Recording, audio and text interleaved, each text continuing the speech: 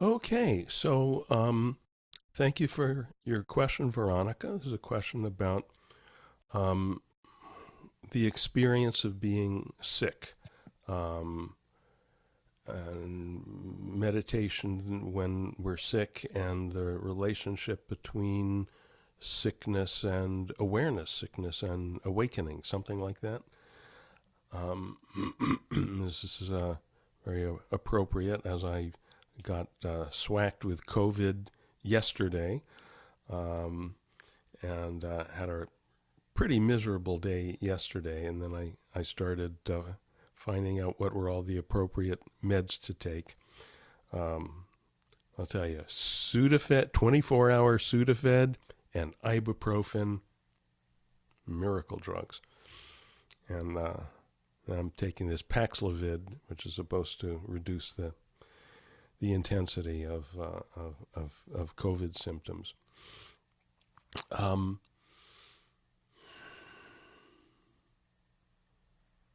First of all, when we're sick, it's really good to meditate a lot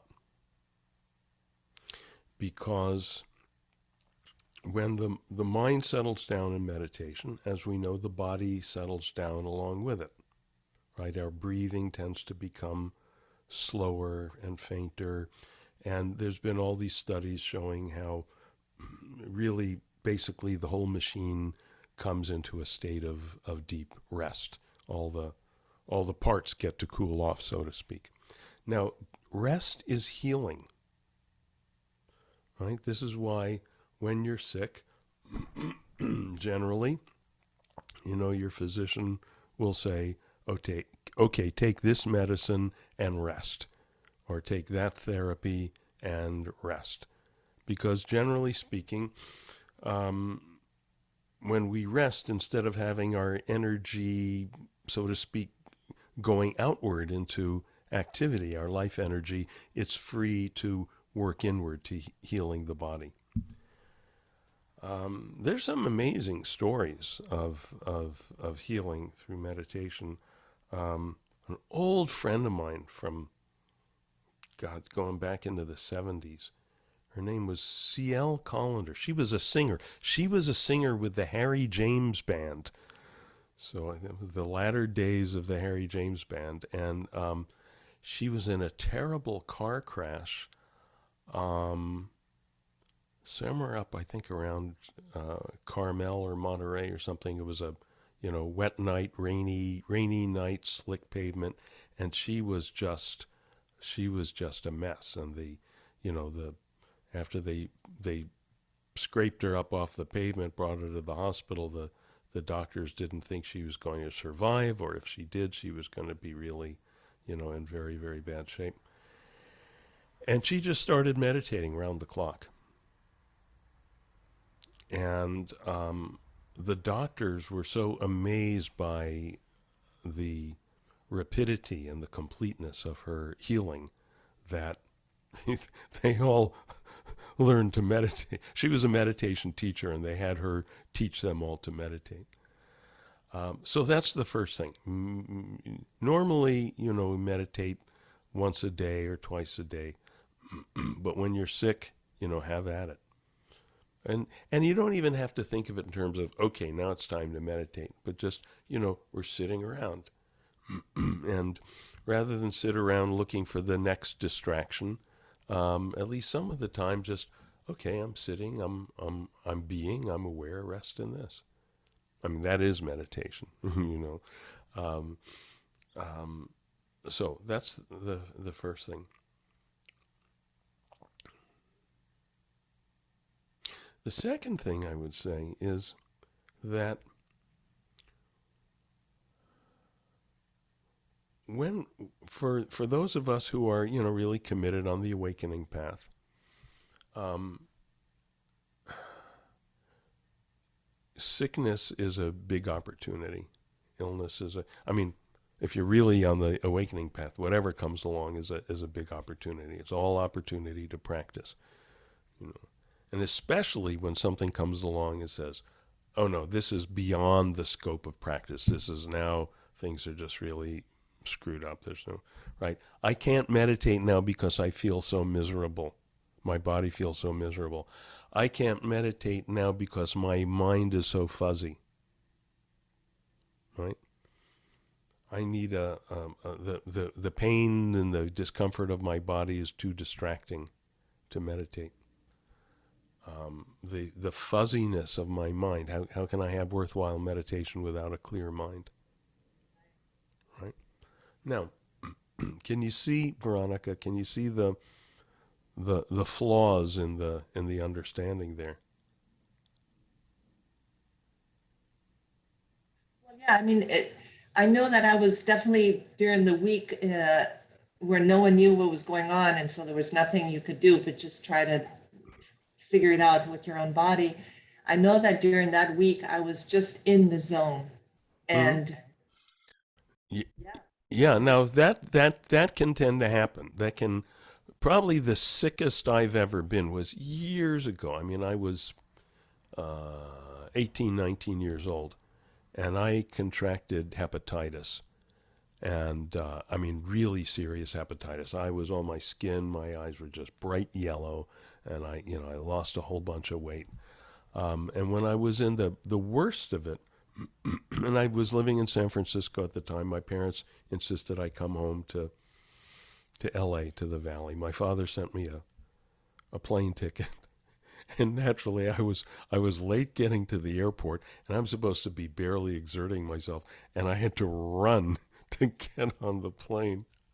By the time we arrived in LA, I mean, I was just in a state of collapse. And for the next, yeah, I don't know how long it was, week or two maybe, um, I didn't have the energy to think thoughts, yeah, exactly. right? There were no thoughts. I'm not hearing you well. Yeah, exactly. There were no thoughts. Yeah, yeah. And it's like my mind would start to form a thought, and then it would just go, oh, nah, and just kind of fall back. Um, and so that was kind of cool. Um, and I was actually staying in my brother's room, and he had a bass guitar sitting in the corner. When I started to get a little more energy, I decided to teach myself to play the bass. Um, but so when you're forced into a situation of non-doing, right? Non-doing, non-thinking. Um, Sometimes I wonder if, because we have such a need to be in the place of non-doing, non-thinking, right? Because that's where we apprehend what we are, right? Below all the levels of doing and thinking and feeling, the just being, the boundless awareness. We all have, including people who've never, entertained this notion. We all have a need to come home. Otherwise, we're just running around lost outside of home.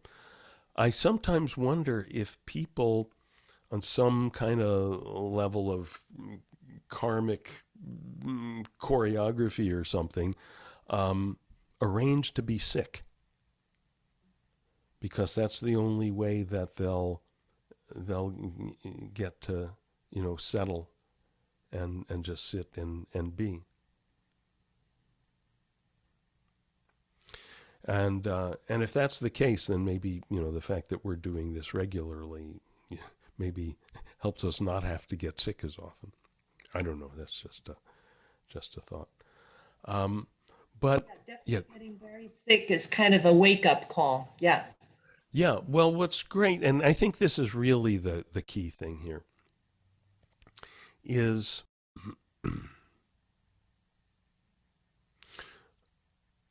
all of our meditation, all of our awakening, really, is the discovery that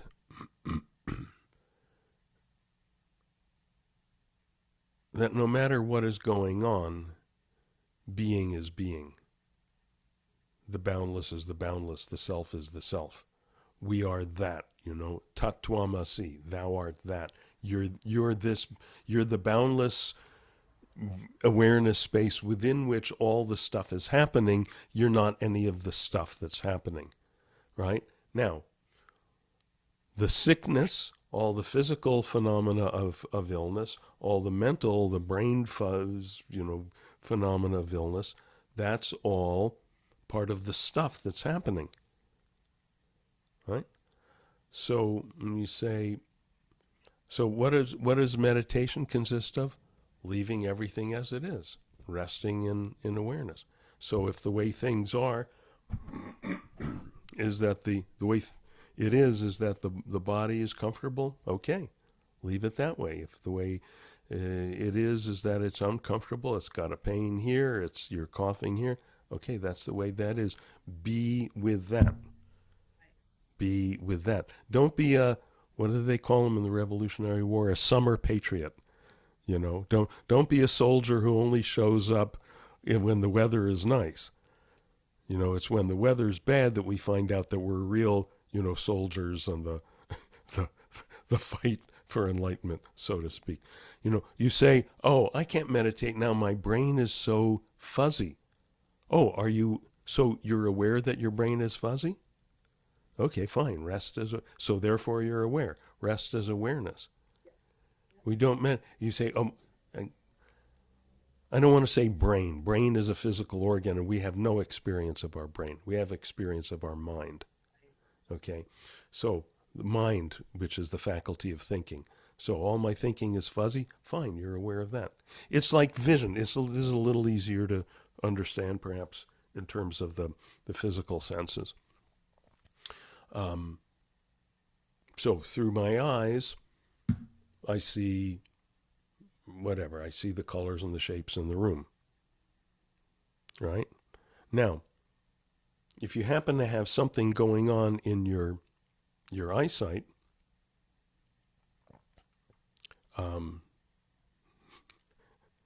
this is one of these entertaining things that's happening to my body in my old age that I said I wasn't going to tell you about. I have something in my right eye called a macular pucker. I never heard of that. A macular pucker. The way they test for this is they put what looks like a piece of graph paper in front of you. Through my left eye, it looks like a regular piece of graph paper. Nice straight vertical and horizontal lines. Through my right eye, those lines are wavy. Okay, and the edges of everything is like braided or scalloped or something. What's the point of this? The point is, okay, that's something I see. I not only see the stuff in the room, I see the condition of my vision. It's something I'm aware of. So it could be the same with your hearing. If you have, let's say, tinnitus in an ear, okay, so you're aware of the sounds in the room. You're also aware of the tinnitus. You're aware of that state of your hearing. Now, in the same way, you're aware of the state of your mind. It's clear or it's fuzzy. That's another experience. That's not part of the experiencer. That's part of the stuff that you experience. And we don't invest our ability to be okay. We don't invest our okayness in any of the stuff. I mean, we do what we can about the stuff, of course. If you got, someone can help you with your vision or with your hearing or with whatever, yeah, sure. But bottom line for us as practitioners, what we know for sure is that the stuff is whatever it is. We let it be we let what comes come, let what goes go, see what remains. And what remains is the one thing that doesn't come and go because it's not a thing, because it's this awareness space, it's the self. Just like when you sit to meditate, when you are able to sit and do some meditation, you will notice that every time may be a little bit different. Mm-hmm. Just like you may be feeling a little different every time, the meditation may be a little different every time. Yeah, so we don't even necessarily have to be ill, but we're just, the body's constantly changing, the nervous system is constantly changing. Therefore, the experience is constantly changing. And any concept that we get of, oh, this is what meditation is supposed to be like. This is the definition of a good meditation, right? Any such concept is, in fact, a concept. What's a concept? It's a thought. And that's that thought about, oh, what's a good meditation, what's a bad meditation. That's a thought just like, oh, have to move my car so I don't get a parking ticket. Okay, is that helpful? Yeah, and sometimes, as you're indicating, sometimes when we're ill, um, uh, something about the exigency of that might really put us in the moment, in the zone, whatever you want to call it. Um, that certainly happened for me when I had hepatitis. It's a long way around. You don't want to have to get hepatitis, right? Um, but so yeah, it's a great opportunity to practice.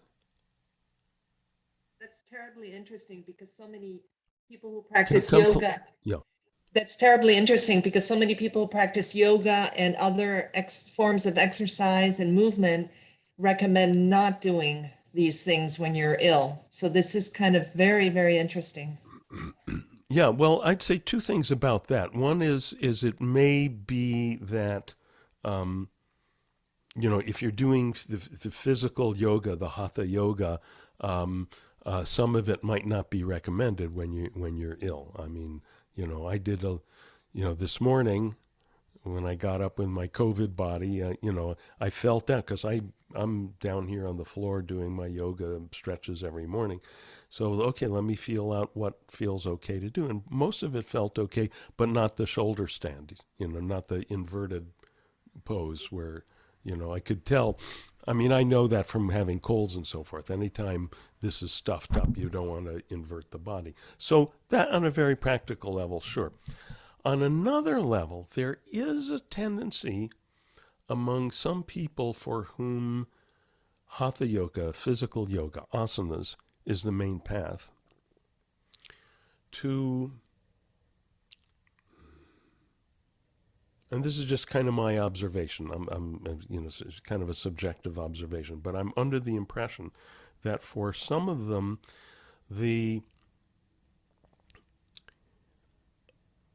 the path to wherever they're going, however much a concept they have of awakening or making life better or something, is that they're going to get there through perfecting the body.